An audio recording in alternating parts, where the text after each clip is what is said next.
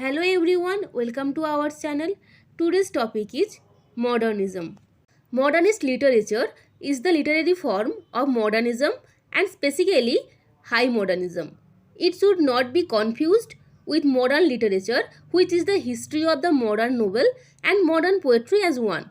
There is a separate section on modernist poetry. Modernism as a literary movement reached its height in Europe between 1910 and 1920 and addressed aesthetic problems similar to those found in non-literary forms of contemporaneous modernist art, such as painting. Gertrude Stein's abstract writing, for example, have often been compared to the fragmentary and multi-perspectival cubism of her friend Pablo Picasso. The general thematical concerns of modernist literature are well summarized by the sociologist George Simmel. The deepest problems of modern life derive from the claim of the individual to preserve the autonomy and individuality of his existence in the face of overwhelming social forces, of historical heritage, of external culture, and of the technique of life. The modernist emphasis on a radical individualism can be seen in the many literary manifestos issued by various groups within the movement. The concern expressed by Simmel above are echoed in Richard Huelsenbeck's first German Dada Manifesto of 1918. Art in its execution and direction is dependent on the time in which it lives, and artists are creatures of their epoch. The highest art will be that which in its conscious content presents the thousandfold problems of the day. The art which has been visibly shattered by the explosions of last week.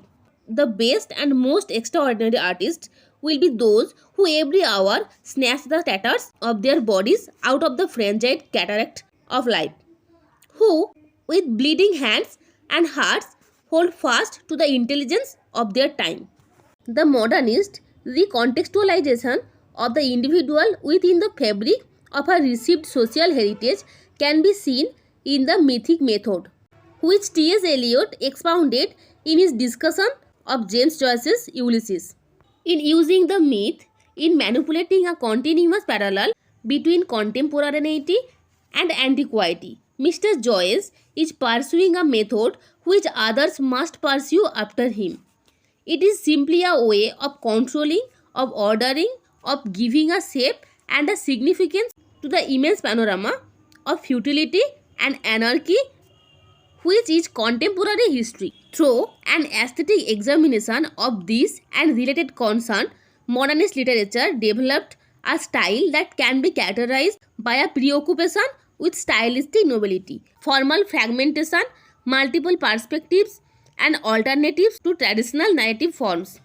Modernist literature attempted to move from the bonds of realist literature and introduce concepts such as disjointed timelines. Modernism was distinguished by emancipatory meta-narrative.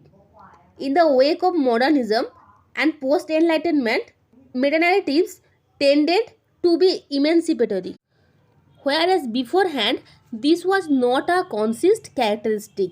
Contemporary meta-narratives were becoming less relevant in light of the implications of World War I, the rise of trade unionism, a general social discontent, and the emergence of psychoanalysis.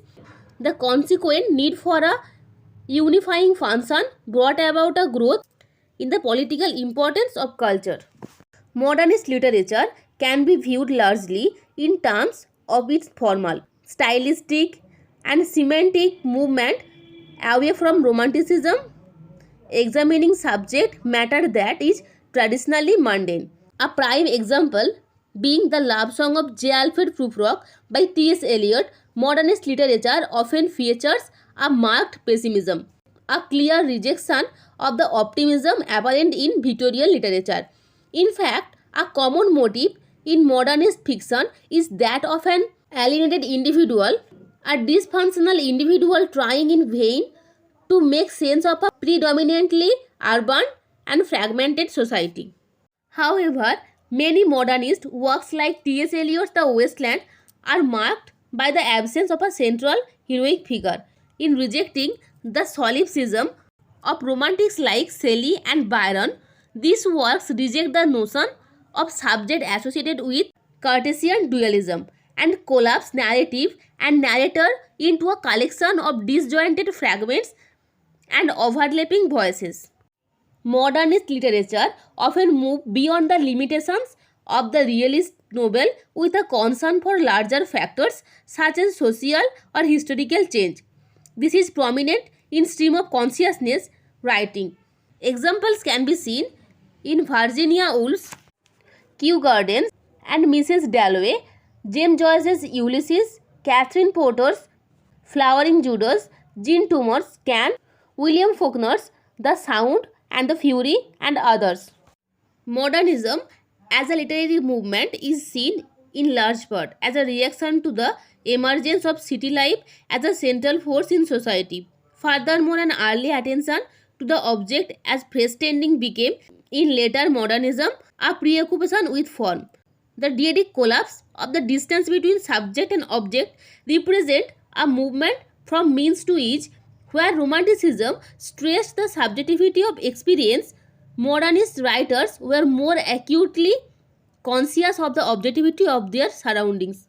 In modernism, the object is, the language does not mean it is. This is a shift from an epistemological aesthetic to an ontological aesthetic, or in simpler terms, a shift from a knowledge-based aesthetic to a being-based aesthetic. This shift is central to modernism. Archibald MacLeish, for instance, said a poem should not mean but be. Many modernist works are studied in schools today, from Ernest Hemingway's The Old Man and the Sea to T.S. Eliot's The Waste Land to James Joyce's Ulysses and A Portrait of the Artist as a Young Man. Characteristics of modernism. Formal characteristics: open form, free verse, discontinuous narratives, juxtaposition, intertextuality, classical allusion, borrowings from other cultures and languages, unconventional use of metaphor, meta-narrative, fragmentation, multiple narrative points of view. Thematic characteristics: breakdown of social norms and cultural theorities, dislocation of meaning and sense from its normal context, valorization of the despairing individual in the face of an unmanageable future, disillusionment, rejection of history and the substitution of a mythical past borrowed without chronology, product of the metropolis of cities and urbanscapes, stream of consciousness, free indirect discourse, overwhelming technological changes of the 20th century. The movement known as English literary modernism grew out of a general sense of disillusionment with Victorian era attitudes of certainty, conservatism, and objective truth. The movement was greatly influenced by the ideas of Romanticism, Karl Marx's political writing, and the psychoanalytical theories of subconscious, Sigmund Freud. The continental art movements of Impressionism and later Cubism were also important inspirations for modernist writers. Although literary modernism reached its peak between the First and Second World Wars, the earliest examples of the movement's attitudes appeared in the mid to late 19th century. Gerard Manley Hopkins, A. Houseman, and the poet and novelist Thomas Hardy represented a few of the major early modernists writing in England during the Victorian period. The first decades of the 20th century saw several major works of modernism published, including the seminal short story collection Dubliners by James Joyce, Joseph Conrad's Heart of Darkness, and the poetry and drama of William Butler Yeats. Important novelists between the world wars included Virginia Woolf, E.M. Forster, Evelyn Waugh, P.G. Wodehouse, and D.H. Lawrence. T.S. Eliot was a prominent English poet of the period. Across the Atlantic, writers like William Faulkner, Ernest Hemingway, and the poets Wallace Stevens and Robert Frost developed a more American take on the modernist aesthetic in their work.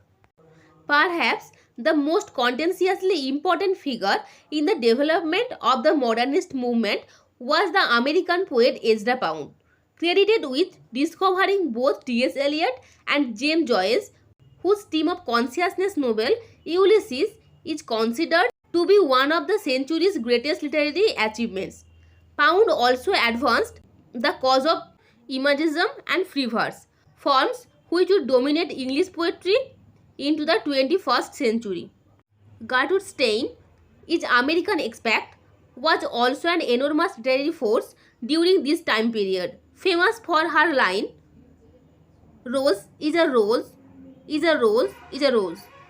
Other notable writers of this period included H.T. Marianne Moore, Elizabeth Bishop, W.H. Auden, Vladimir Nabokov, William Carlos Williams, Ralph Ellison, Dylan Thomas, R.S. Thomas, and Graham Greene. However, some of these writers are more closely associated with what has become known as postmodernism, a term often used to encompass the diverse range of writers who succeeded the modernists.